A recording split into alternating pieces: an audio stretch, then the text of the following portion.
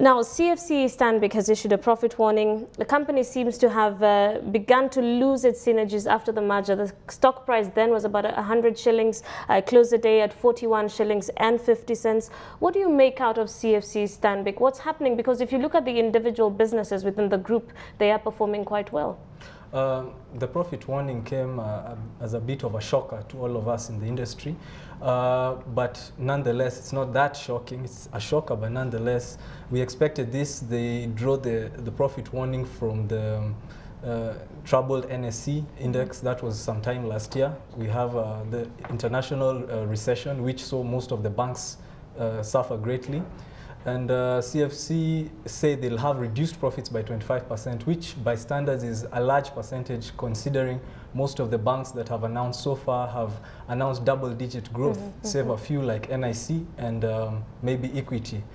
But most of this drop is owing to the regional expansion they have done. They have opened 6 branches.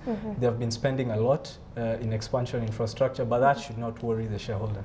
All right. Other reports coming out today. One of Access Kenya's directors has resigned. The company reported a drop in profit last week. The price has been coming down in recent trading sessions, and those I spoke to earlier today say it did trade thinly. What's your opinion and what's your analysis of what's going on in Access Kenya? Access Kenya has been I would call it the one-hit wonder of the stock market. It came in with a lot of zeal. At the beginning, we saw it grow in 2007 from 17 shillings up to a cap of 40. That was 6 months later. The reduce in profits, we must remember, is a profit nonetheless. The company has struggled. They say most of this is because of spending twice as much, 1 billion shillings up from the half a million. So we expect Access to struggle for a while, but nonetheless it's a stock to reckon with.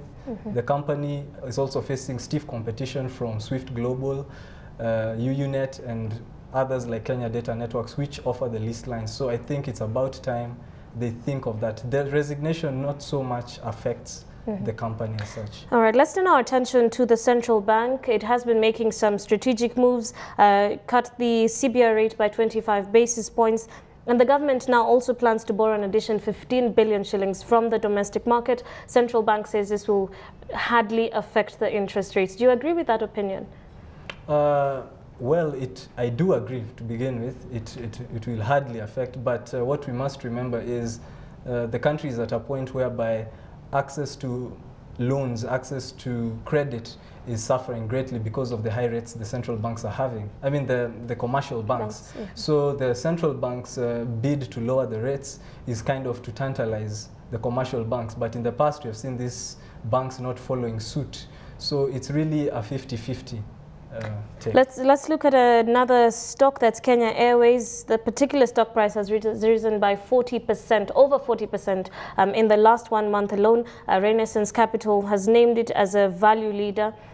How did the counter perform today, and what's your analysis for Kenya Airways? Kenya Airways has been one of the most spiky stocks over the past 2 weeks. It has shot up from 48 shillings to about 55 a month ago. It then stabilized at 55, only to go back to 65 3 days ago.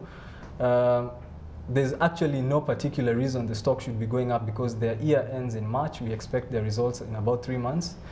But I would have to say that IATA has projected 4% increase in the charter flights worldwide. I think this has affected them positively. So foreign investors are looking at Kenya Airways as a stock for the future. All right. Yeah.